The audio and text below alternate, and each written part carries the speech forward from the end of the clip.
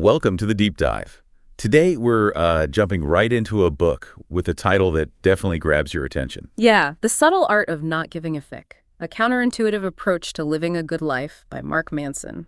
Hard to miss. Exactly. And, you might hear that title and think it's all about just checking out, becoming totally indifferent. But that's not really it, is it? This deep dive, we want to get past that surface idea. There's actually a lot more nuance there. Totally. Our mission really is to unpack what Manson's actually saying. Like, what are the key takeaways, and what does it really mean to be selective about what you, give a feck about? It's not apathy he's pushing. It's more like intentionality. Yeah. Choosing your battles, choosing what matters. Right. And the book covers a lot of ground.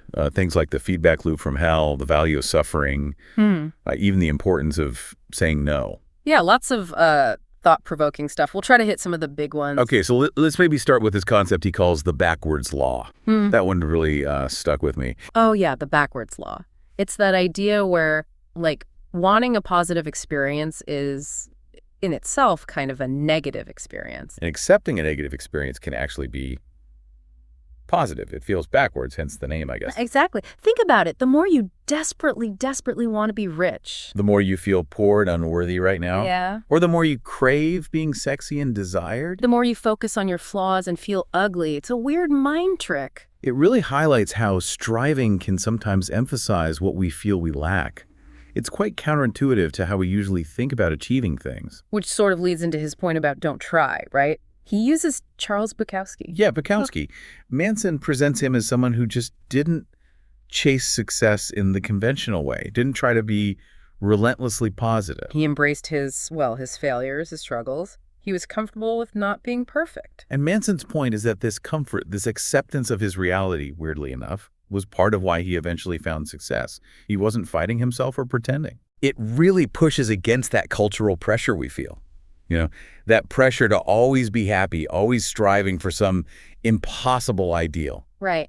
That's constant push for positive thinking can set up unrealistic expectations. Manson suggests Bukowski's path, embracing the messiness, might be healthier in some ways. Which connects to the feedback loop from hell. Sounds pretty intense. It is. It's basically getting stuck feeling bad about feeling bad. Ah, okay. Like being anxious about your anxiety. Exactly. Or angry that you got angry. Or guilty because you feel guilty. It's like a second layer of negative feeling. I think everyone can relate to that. You feel a bit down, and then you beat yourself up for feeling down. Right. And Manson argues our culture's obsession with be happy actually feeds this. When you inevitably feel bad, which is normal, you then feel like you failed because you feel bad. So striving only for positive feelings can trap you in more negativity? Wow. Okay. It's a cycle. You feel bad, then feel bad about feeling bad, which makes you feel worse. So the title itself, The Subtle Art, it implies there's more to it than just flipping a switch and not caring. Let's get into those subtleties. What's subtlety number one? Okay, subtlety number one. Not giving a feck isn't about being indifferent. It's about being comfortable with being different. Okay, indifference versus comfortable difference. What's the real distinction there? Well, indifference is just apathy. Nothing matters. You're disengaged. Comfortable difference, though, that's an active choice. A choice, too. To value your own principles, your own path, even if it goes against the grain. You don't need everyone's approval because you're okay with standing apart. It's about internal validation. Gotcha. So it's not passive, it's a conscious stance. Okay, subtlety number two. Subtlety number two. To not give a feck about adversity, you first need to give a feck about something more important than that adversity. Okay. So you need a bigger why. Can you give an example? Yeah, he uses the grocery store line example. The elderly person holding things up with coupons. Right, and people getting annoyed. Yeah, but for that person, maybe saving that money is incredibly important. Maybe they're on a fixed income. So their feck about financial security outweighs the feck about delaying the line or annoying people. So it's about prioritizing. The bigger value overshadows the smaller irritation. Yeah. You're not ignoring the adversity, you're just focused on something that matters more to you. Exactly. It puts things in perspective. And subtlety number three. Subtlety number three is kind of fundamental. You're always choosing to give a feck about something, whether you realize it or not. You can't just opt out of caring entirely. Nope. So Manson says maturity is about becoming aware of this and then consciously, intentionally choosing what's worth caring about. Choosing your fecks wisely. That feels like a central theme. Yeah. Okay, shifting slightly. Happiness is a problem. That sounds pretty bleak on the surface. It does sound pessimistic, but the idea behind it is that, well, suffering is just part of life. Yeah. Trying to avoid all problems doesn't lead to happiness. It actually leads to more suffering. He uses that story, the prince, right? Yeah. Shielded from everything negative. Yeah, the Buddha story, essentially. The prince who saw no sickness, no death, no poverty, and ended up feeling empty because he had no real challenges, nothing to overcome. Because he had no problems to solve. Precisely. Manson argues happiness comes from solving problems, engaging with challenges. Avoiding problems just leads to stagnation, or worse, denial or playing the victim. So tackling meaningful problems is actually where fulfillment lies. Interesting. Okay, next. Emotions are overrated. Whoa, controversial in today's world. Yeah, it sounds harsh. He's not saying ignore emotions entirely. He sees them more as feedback, signals. Signals, but not necessarily the absolute truth or orders we have to obey. Exactly. Our culture often tells us to just trust your feelings, but sometimes feelings can mislead us, right? Think about acting out of anger and regretting it. Or letting anxiety stop you from doing something important. Right. Over-identifying with emotions, letting them run the show, can actually get in the way of solving the underlying problem. They give you info, but you still need to think and decide. Acknowledge the feeling, but don't let it dictate everything. Makes sense. This seems to link to choose your struggle. It does. Life involves struggle, that's a given. The key is choosing struggles that mean something to you, that align with your values. It's the difference between just wanting the reward versus finding some value in the actual effort, the climb. Yeah. He talks about the entrepreneur facing constant hurdles, or the parent dealing with endless demands, or the artist practicing for hours. They're engaged in the difficulty itself, not just waiting for the finish line. Exactly. And those chosen struggles shape who you become. It's about solving one set of problems, which then leads to hopefully slightly better, more meaningful problems. Upgrading your problems. I like that. Okay, now for one that might ruffle some feathers. You are not special. Yeah. That one cuts against the grain of a lot of modern messaging, doesn't it? Totally. We're constantly told how unique and amazing we are. He calls it the tyranny of exceptionalism. Right. This idea that everyone should be extraordinary. But if everyone is supposed to be exceptional... Then average starts to feel like failure, which is kind of crazy. And the pressure, it can lead to feelings of inadequacy because, well, most things in life are average, most experiences are common. It can also breed entitlement. So accepting average can actually be freeing, take the pressure off. That's Manson's argument. Accepting that you don't have to be incredibly special can actually allow you to appreciate ordinary life and cope better with everyday challenges. Less pressure, maybe more contentment. Oh. Okay, then there's the chapter, Things Fall Apart. Sounds ominous. He uses a personal story there, getting expelled from school. Yeah. The point isn't just doom and gloom, it's that difficult experiences, failures, they shape us. Or not just setbacks, they're learning experiences. Yeah. Sometimes painful ones. Yeah. They teach us things, force us to reevaluate, figure out what really matters. It's through the cracks, the falling apart, that we often grow the most. Which ties into the value of suffering. Again, seems counterintuitive. Why value suffering? He brings up Hiru Onoda, the Japanese soldier who hid for decades after WWII ended. Right, thinking the war was still on. An extreme example. Extremely. But his dedication, his suffering for his mission, gave him immense purpose, even if the mission itself was based on misinformation. But the irony is huge, returning to a world that had moved on. Absolutely. It's complex. Manson isn't saying seek out suffering. He's saying that confronting hardship, overcoming challenges, that's often where we find deep meaning and resilience. It forces us to clarify our values. Okay, let's peel back the self-awareness onion. What are the layers here? So 3 layers. First, the surface. Just identifying your feelings. I feel angry. Okay, simple enough. Second layer, understanding why you feel that way. I feel angry because my friend was late. Getting deeper. And the core. The core, the third layer, is understanding the personal values underneath that reaction. I feel angry because my friend was late, and I value punctuality and respect for my time. So understanding the root value is the key. That's the idea. Knowing your core values helps you understand your reactions and make better choices about what's actually worth getting upset about, what's worth your fix. He uses an example about his brother not texting back to show how digging reveals the underlying value. That makes sense. Okay. Rockstar problems. Sounds a bit more fun. Yeah. The point here is that problems don't disappear when you become successful, they just change. Like you trade one set of problems for another. pretty much. He mentions Metallica dealing with massive fame and internal conflict, or Pete Best, the original Beatles drummer, who maybe traded fame's problems for a different, quieter set of problems. So success isn't problem-free. It just brings different, maybe better problems. Hopefully better, yeah. Yeah. Problems aligned with the life you've chosen. The goal isn't to eliminate problems, but to choose problems you find meaningful to solve. Which ties back to choosing your struggles. Okay. Now, shitty values. What makes a value shitty, according to Manson? Things like seeking pleasure above all else, measuring your worth by material success, needing to always be right, or demanding constant positivity. Why are those bad metrics for a good life? Because they're often superficial, outside your control, or they lead to more problems, like chasing pleasure can lead to addiction or emptiness. Needing to be right alienates people. And what are healthier values then? Things that are more internal, controllable, and constructive, like honesty, creativity or innovation, vulnerability, self-respect, curiosity. Things grounded in reality. Values you can enact regardless of external circumstances. Okay. Then you are always choosing, even when things feel out of control. Yeah, that's a powerful one. Even when circumstances are dire, you always choose your response, your interpretation, your next action. He mentions William James, right, the philosopher psychologist. Right. Struggling with depression, feeling hopeless, but choosing to act, choosing to go on that Amazon expedition as an experiment and believing he had free will.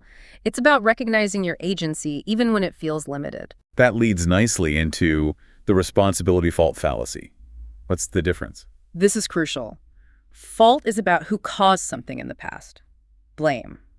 Responsibility is about how you deal with the situation in the present, regardless of who's at fault. So something bad happens. Right. It might not be your fault it happened. Right, but it is your responsibility how you respond to it now.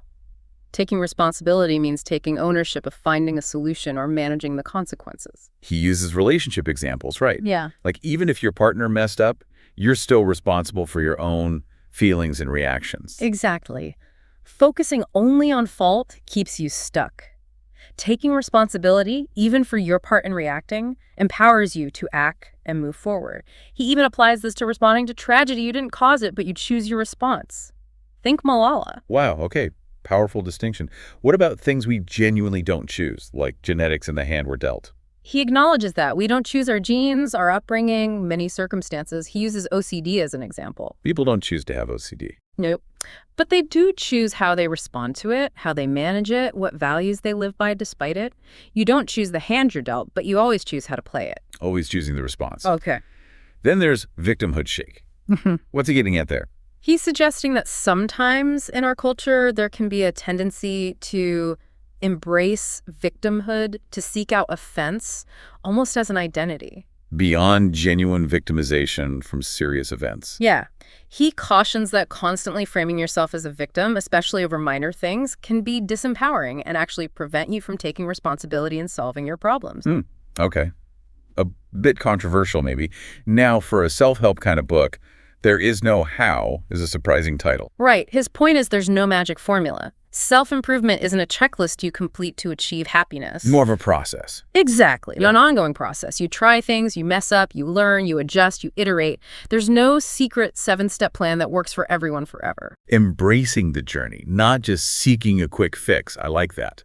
Which fits with, you're wrong about everything, but so am I. Yeah. Embracing humility.